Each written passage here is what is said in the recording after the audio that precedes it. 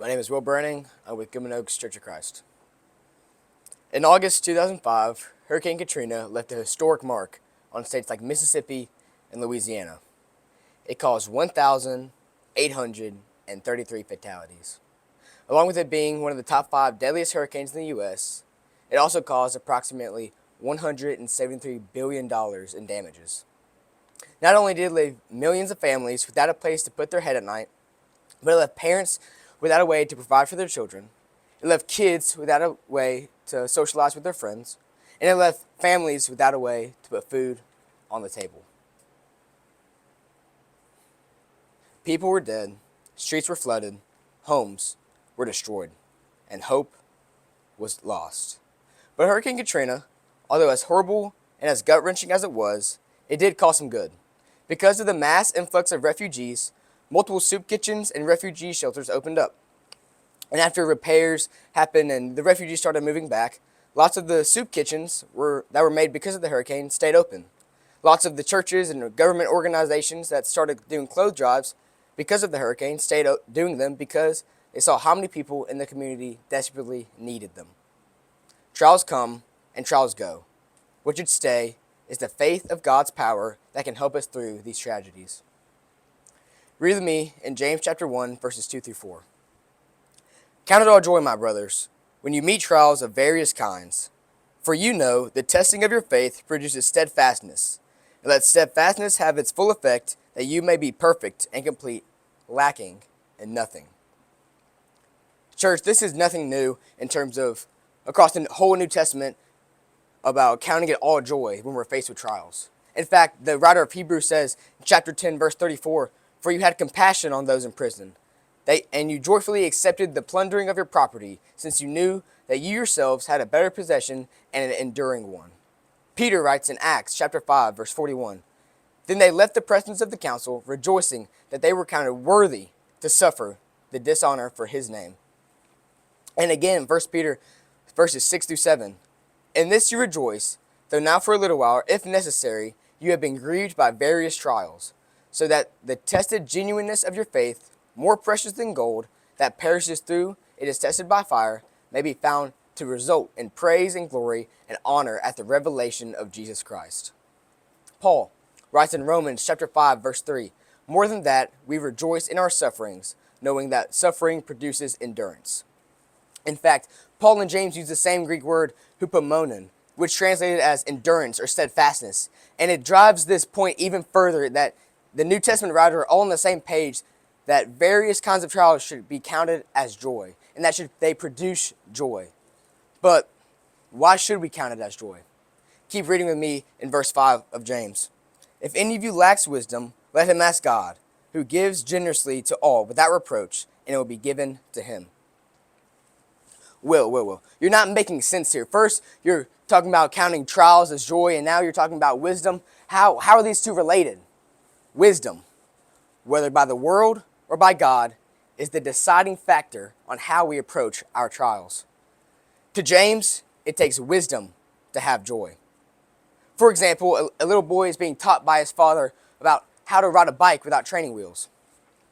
The dad gives him a slight push and he goes straight for a second or two, and then falls and scrapes his knee on the concrete. The son starts wailing and crying because of this trial he's now going through. The dad comes over, picks him up, and puts him back on the bike. Tells him, "Son, go again." And the son looks at him and says, "Dad, why are you being so cruel? I've hurt my knee and you're making me get right back up on the bike." Why? The dad gave him some insight that because of the pain he is going through, it's only going to make his skills and gifts more refined, along with making his perseverance in the future better. The son didn't see these positives that would be shown through his trial, but because the father gave him wisdom, he was able to endure. The father in that story gave us an example of godly wisdom that looks past the trial to the prosperity that lies ahead.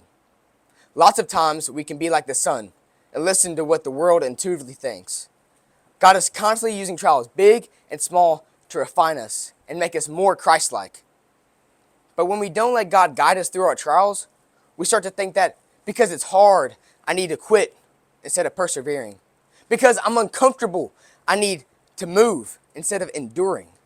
Because I'm depressed and feel worthless, I need to pick up a bottle instead of the book. It takes godly wisdom to properly evaluate our trials. Because when we're able to see the good God has planned for us and others, the muck and the mud that we are covered in becomes a lot more bearable, church.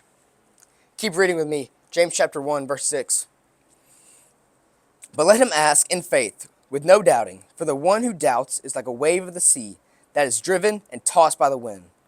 For that person must not suppose that they will receive anything from the Lord. He is a double-minded man, unstable in all of his ways. James here is telling us to ask in faith, with no doubting.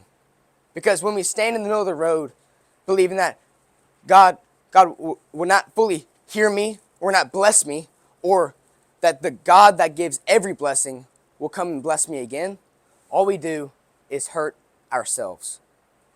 The Greek word for double-mindedness here is dipsuchos, which can be translated as divided in interest. And across the whole Bible, it's only used twice, both in verse 8 and again in chapter 4, verse 8. Lots of scholars think that James actually invented this word, but whether he didn't or he did is no matter to me. I think this only shows the severity of what James is talking about even more. At Caruso, Dr. Swindle told us that in lots of ways, James is really just a commentary on the Sermon on the Mount. And this phrase of double-mindedness reminds me a lot of a passage in Matthew chapter 6, verse 24. No one can serve two masters, for either he will hate the one and love the other, or he will be devoted to one and despise the other. Jesus is also pretty clear here as well that we need to be full of faith in order to serve his kingdom. And Scripture makes it pretty evident to me that God has a single-mindedness towards his children for their benefit, so that the same way we should be single-minded to God that loves and cares for us. The thought that James is commentating on the Sermon on the Mount is evident again because in verse 6 here, he says, let him ask in faith with no doubting. And in Matthew chapter 7, verse 7 and 8, it says, ask and it will be given to you, seek and you will find, knock and it will be open to you. For everyone who asks receives, and the one who seeks finds, and to the one who knocks it will be open. So now, according to both Jesus and James, it is absolutely paramount that we both ask freely to God for wisdom, but we ask with no doubt, lest we get nothing. Please keep reading with me in verse 12. Blessed is the man who remains steadfast under trial, for when he has stood the test, he will receive the crown of life, which God has promised to those who love him. Let no one say when he is tempted, I am being tempted by God. For God cannot be tempted with evil, and he himself tempts no one. But each person is tempted when he is lured and enticed by his own desire. Then desire, when it has conceived, gives birth to sin, and sin, when it is fully grown, brings forth to death. Do not be deceived, my beloved brothers. Every good gift and every perfect gift is from above, coming down from the Father of lights, with whom there is no variation or shadow due to change. Of his own, he will brought us forth by the word of truth, that we should be a kind of first fruits of his creatures. We need to be careful, church. It can be easy to blame our temptations, our shortcomings, our fall to sin on God. But it's very clear here in James that God does not entice us to sin. Instead, it's very clear in saying that we are tempted by our own desires and the result of a fallen world. Because sometimes, church, when we do fall to the ways of the world, all of us are dead. All of us deserve eternal separation from God, and none of us deserves his mercies that are new every morning. But there is good news here, church. God does not leave us dead in our sin.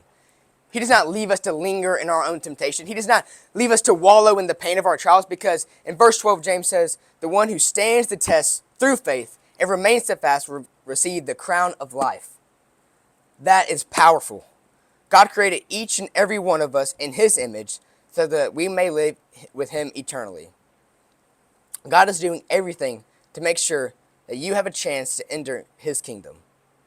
In verse 17, it tells us, God does not change like a shifting shadow, but he is in fact everlasting and unchanging. Our Father yearns for us to come home to him. It takes wisdom to see through trials. I want to leave you with a couple ways the Bible shows us to achieve godly wisdom. Dig into Scripture. I know it's easy to think that just because, you hear this all the time, that's common knowledge, but it's not. As the Christians we're called to study and meditate on the Word. I also challenge you to expand your knowledge on the Word, past the rudimentary principles that you're used to. I challenge you to try to understand the context of everything you read and ask, why is it important to my life? Second, we're called to fellowship with strong believers so that we may hold each other's burdens, and along with giving others the wisdom that God has blessed you with. Your experiences are valuable to others that may be going through similar things. Lastly, in Proverbs 2, verse 3 through 6, Solomon, the most wise man of all, tells us something pretty profound.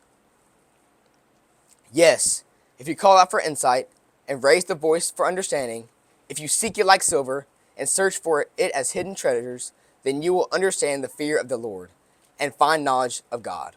For the Lord gives wisdom, from his mouth comes knowledge and understanding. If we are to count it all joy, we must look past these trials. If we are to look past these trials, we must have godly wisdom.